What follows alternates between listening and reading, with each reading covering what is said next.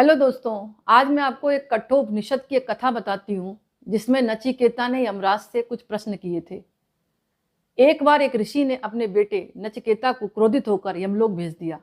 नचिकेता सचमुच यमराज के पास पहुंच गया। यमराज उस समय अपने स्थान पर नहीं थे, इसलिए नचिकेता को 3 दिन भूखा रहना पड़ा। जब यमराज लौटे तो उन्होंने प्रसन्न होकर वरदान देने की बात कही, क्योंकि वो इंतजार कर रहा था नचिकेता। नचिकेता ने सीधा प्रश्न किया कि मृत्यु के बाद आत्मा का क्या होता है, क्या आत्मा रहती है या समाप्त हो जाती है। यमराज ने उत्तर दिया, आत्मा अमर है। ये शरीर नष्ट होता है पर आत्मा कभी नहीं मरती। जैसे मनुष्य वस्त्र बदलता है वैसे ही आत्मा नए शरीर को धारण करती है। तो उपनिषद का सबसे बड़ा प्रमाण ये माना जाता है कि आत्मा का वजूद होता है, और कुछ कहानियों के माध्यम से हमें पता भी लगा है।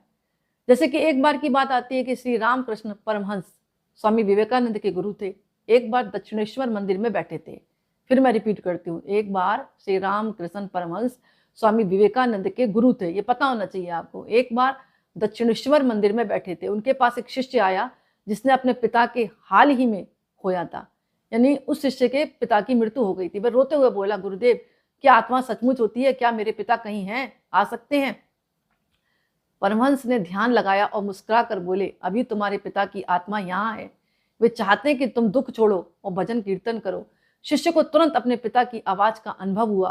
बाद में उस शिष्य ने स्वीकार किया कि यह अनुभव उसके जीवन की दिशा बदल गया। मतलब उसको महसूस हो गया था कि आत्मा का वजूद होता है। पहले वो रो रहा था, फिर उसने रोना छोड़ दिया, क्योंकि उसने स्वीकार लिया कि यह अनुभव उसके जीवन की दिशा बदल गया। क्यों बदल गया?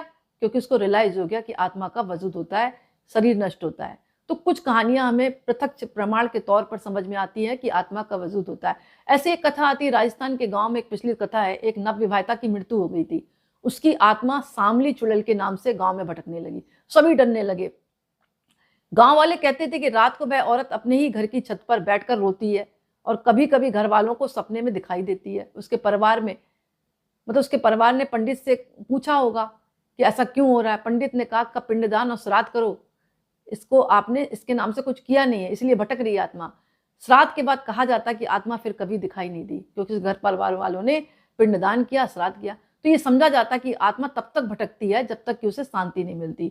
इसीलिए पितृपक्ष के जो 15 दिन होते हैं, अपने पितरों को याद किया जाता है, उनके नाम से तर्पण किया जाता है, उनके नाम से श्राद्ध किया जाता है, ताकि उनकी भटक रही आत्मा जो है उनको शांति मिले और वो अपने पितृलोक चली जाए। तो मेरा कहने का मतलब है कि ये कहानियां हमें कुछ प्रत्यक्ष प्रमाण देती हैं कि आत्मा का वजूद होता है। ये बात सभी जानते हैं। राजा विक्रमादित्य और बेताल की कथा के बारे में भी आप जानते होंगे। बेताल असल में एक आत्मा ही थी। ये सब पर बैठकर पेड़ से